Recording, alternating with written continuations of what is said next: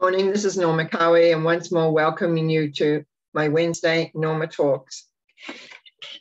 I just have to explain, first of all, some of the things that went on this morning before I came to my usual time to do this.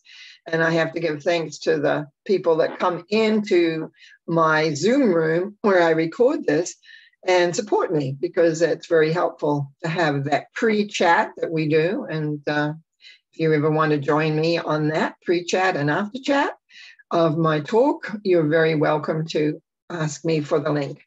I'd be happy to see you. Now, this morning I slept in. Now, maybe that's not such a big deal for most people if they sleep in, but for me this morning, when I opened my eyes and looked at the clock, I went, oh my goodness, because I do have things I have to do before I get ready for today. So anyway, got myself up, got myself showered and dressed and cleared and all that kind of stuff, and made my shake breakfast and taking the mountain of pills I'm taking right now. So, because I'm on a health regime. And so I sat down and went, okay, what are we talking about today?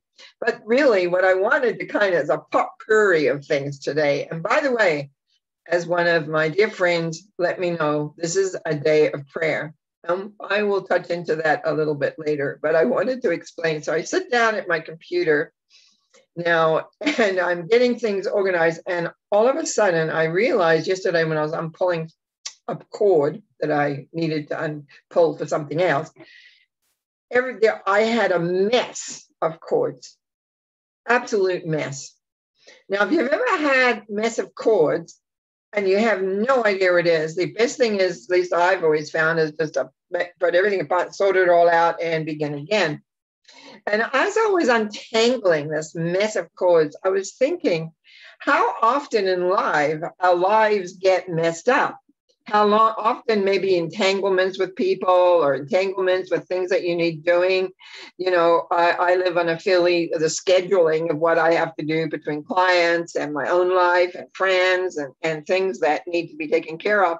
And sometimes things can get a little bit like the timeline. I've always worked on a timeline anyway, because I had to organize large productions many, many years ago, last many shows. So it was like putting everything in. I can do all that. Still, I haven't lost the power of that. But my life is much slower and easier in lots of ways. But here's all these chords. And it really made me aware of how intertwined so many things are. How many times and also to do with our emotions. I deal a lot with people's emotions. When I get a lot of anxiety, I get a lot of people just not being clear and things like that. And that's great. That's my job. That's what I do. And that's what I've done for many, many years. But even so, my own life sometimes can get a little bit messy too. Not so much now. I'm in more of the latter part of my life rather than the full flux of those 30s, 40s, and into 50s. But what I got to think about was how to clear. And then when I was reminded that today is the day of prayer, I studied with a church, actually. One of the reasons I stayed with it, because it gave me a method of prayer that I really, really liked. And I had been looking for a method of prayer. Somehow the method of prayer of pleading to some energy out there did not suit well with me. It just did not feel right. Did not feel in my heart. It was felt like, because one of the things in personal growth, you grow to empower yourself, become more powerful of who you are and what you are and where you're at.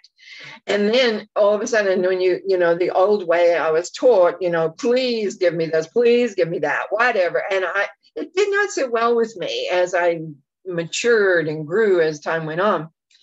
And excuse me. And then I started attending in Vancouver a church which was named Celebration of Life, which I ended up over 8 years going through their program all the way through and becoming a minister for a short time. But at the same time, I was also doing my tarot studies and other metaphysical studies as well. But the prayer part was the one that really got me, because it was easy. 5 steps, made an alliance with the energies, whatever you want to call them. That's why when I'm working with people, it's like recognizing there's not a particular name. I personally found that when I tuned into the vibration, to me, it was like an essence. You could just sense it. You could feel it. I call it divine essence for myself. When I'm working with clients and we're introducing the universal love forces, that's what I call it, the universal love force. Because in that love force, there is an essence.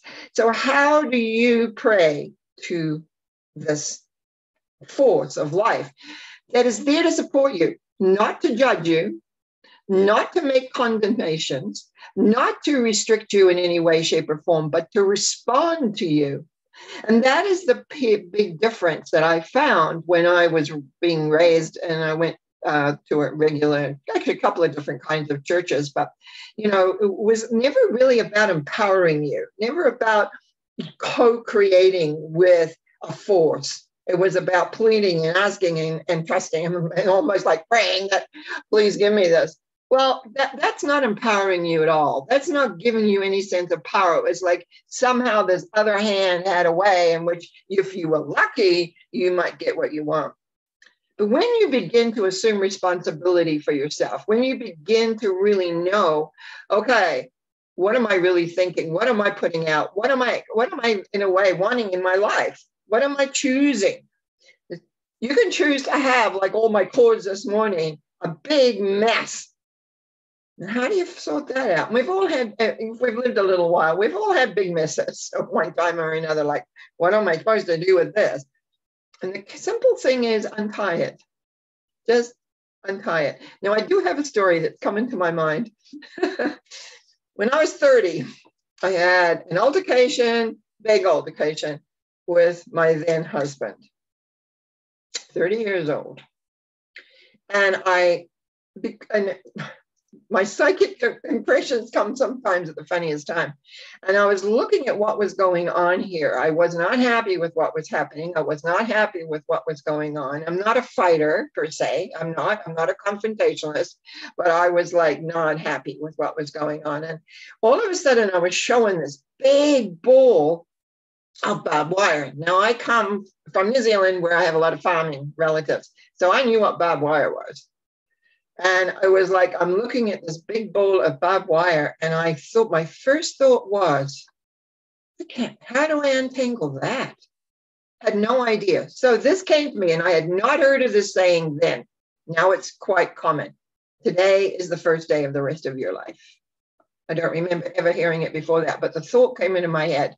Today is the first day of your life. And I'm using my finger here. I drew a line in the sand and I went, okay, that is behind me. And today is the first day of the rest of my life. And I started being present. I think it was the first time I really began to be present in the moment as I moved forward. I only dealt with things that came up. I didn't go on with what had gone on in the past. I dealt with what was there. I worked with what was happening. 18 months later, I looked back and there was one little strand left of that big pile of barbed wire that was ground up. And that's where you begin in a way to recognize how thought and being present in the present time and deal with what it is. Just as I untangled all the cords this morning that were on my desk from all these, I have different things around my computer, and I was using some other things yesterday, and their cord had got messed up, and this cord had got messed up, and anyway, so, but life is like that. It brings us complications because we do not live in isolation. We live with other people, and it's learning how to work with the situations they bring, especially people who are close to us often, what the situations they bring up and how you deal with them. Anyway, back to prayer. So many years later, when I began to explore with my second husband, different spiritual meetings, we went to several. And so when we ran across, as I said, the Celebration of Life Center and Reverend Marilyn Knapp, everything changed for me. Because all of a sudden I found a method in which I could request, maybe, I don't know if it's the right word, but thought out, not really a request because you're still kind of asking, a sense of knowing how to the word request keeps coming back into my mind, what it is I want to produce, whether it's an internal feeling or a sensation or an outward creation of something. And the more I got it, now I was already working psychically. And what I found when we had our turn, as I became a practitioner, a prayer practitioner, and we had on Sundays, we would have duties where we could pray for people or give, as we called it, a spiritual mind treatment, because that's what it is, to change your mind to the possibilities. I used to have visions. I would see. I was told extra information. And so what began to happen is that people would come back and say, wow, that really helped me. And what really helped was a combination of my own psychic ability combined with this process that I still use to this day.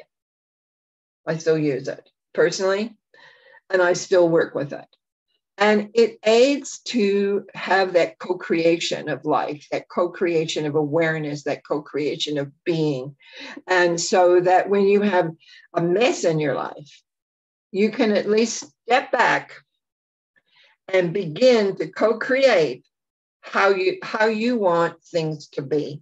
Doesn't mean you'll always get it, because on last Sunday, I was speaking on how we often are upset because we have these expectations that crash into reality. And are we working with an expectation, like an imagined what we want, which is not based in reality? We have to have some basis of reality. This is what's happening. I have to say, right now, being in Canada, we just had another election that didn't make too much of a change, except there was a groundswell of people that didn't want to have some of the movement, we would say, on the direction that our lives seem to be going.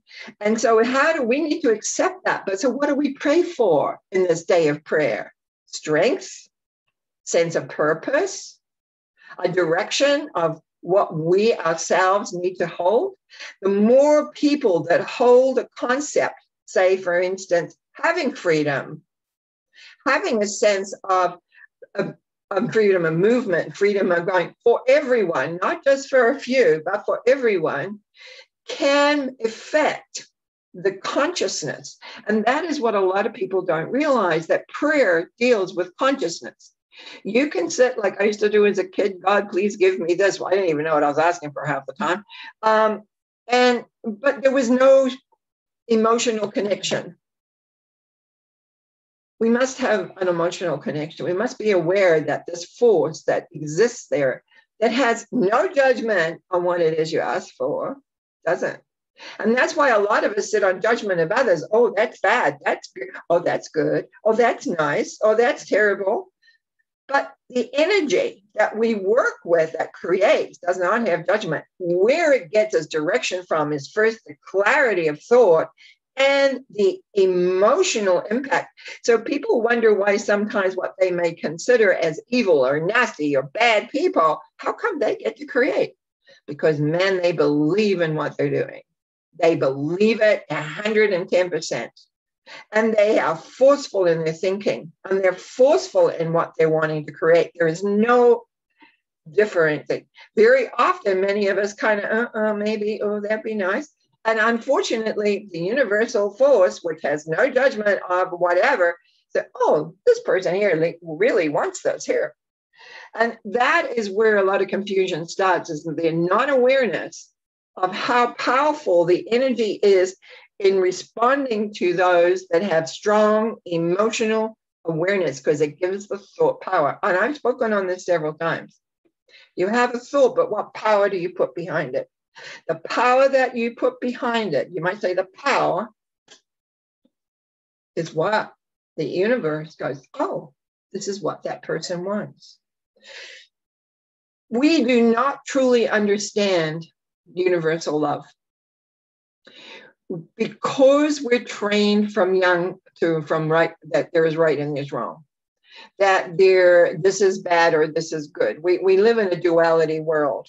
And we do live in a duality world because we got a very strong mind. We have also a strong emotion. And as far as I'm concerned, we need to bring those two together. But we are trained to have judgment. The universal force does not have judgment. Not should the children, that's a funny word, as my nose starts itching, children of others, because we feel we're right. If we feel we're right, we're making somebody else wrong or another thought wrong or whatever. The right and wrong principle, because that's when you're in judgment. And it's difficult not to be in judgment. It's difficult not to go, they're wrong and I'm right. But really, we just need to realize that everybody is where they're at. You may not approve, you may not like, you may not even want to even consider where that person is. And there's many, many yucky things that are coming to the surface right now that have been hidden for centuries, coming out. Sex trafficking, adrenochrome, nasty things. And yet they persist. They seem to be linked to people who are in high power. And so many of us who are just living our lives, doing the best we can understand a lot of this. And a lot of us are not even aware of what goes on, but it's getting more and more to the surface. Unfortunately, mainstream media doesn't touch it. That's okay. The rest of us are becoming more aware. I didn't know of these things a couple of years ago at all. But you see, for every action, there's a reaction. That is physics. That is the whole element of balance.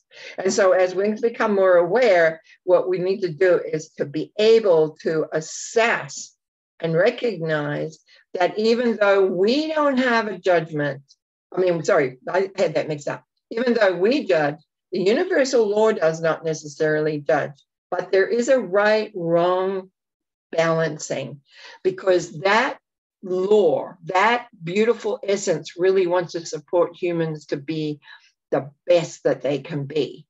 And so eventually I feel that I really do feel this. And I have felt it since I was a child, that the Mother Earth that houses us so lovingly and caring for us will rebel. There comes a tip, because this planet is about imbalance. And when things are not in balance, that's when things get really weird. And that's when all sorts of weird things happen in this world. And so we might say that's hopeful. That's hopeful that many of what we might call judgments, but there is not about letting go responsibility. It's not about that, but it's about the knowing that the universal love force is here for every individual, no matter what you think of that individual, number one. But number two, when you, in your soul, we're going to talk about soul just for a few minutes. When the soul knows that what you're doing is not for the benefit of the whole humanity, the soul takes a toll. The soul pays the price. I've seen it. I've seen souls that are so bruised. I have seen souls that really are not in full essence too many times in the work that I do. And right now, more of the soul damaging that I'm seeing, and that is a little tip of the iceberg of people who are reaching out because they want more in their lives. They want to be happier. They want to create more. They want to be more. And that little bit. And when I first ran into a bruise on the soul, it was like, what? Guys, put my thoughts aside. It's not about me. It's like, okay, let's heal that. Let's get that healed. And there's many kinds of healings that we do. And so we just allow that soul to take a breather and feel the light of love and know that there is light, there is love, there is essence, and there is support, because we all have things that we feel guilty about. I'm sorry. I don't know anybody hasn't done something that they feel guilty about. And that's where self-forgiveness comes in, but that's for another day. And I know I've talked about self-forgiveness before. It's all tied in. So this day of prayer, what are we praying for? Peace on earth? Are you praying to understand and be bigger and more connected to that love vibration, to be more aware of what part you play in the thought process? Because the collective consciousness, all our thoughts are out there filling around. Which thoughts are you picking up? Which thoughts are you aligning yourself with? Because that's how this universe world creates, according to me. So Have a day of prayer of how your thoughts are. Watch your thoughts, because every thought is a prayer. That's what a lot of people don't realize. Every thought is a prayer, because it's going out to create your vibration. It is going out into the collective consciousness so that it can become a part of what is happening and what is going on. And people, we are strong. And if we have a collective thought that becomes stronger than those that believe absolutely in what they're doing, the balance will be put back into play. That's my Wednesday talk. And I want to thank you. I want to thank you again for subscriptions. I want to thank you for your comments, which I've been a bit late getting through this time. I usually try and do on Sundays. Unfortunately, I didn't this Sunday. I will get to yours. And I just want to wish you well. Have a great week. And remember, it is a day of prayer. Watch those thoughts. Know that every thought is a prayer. I want to say blessings to you. Bye.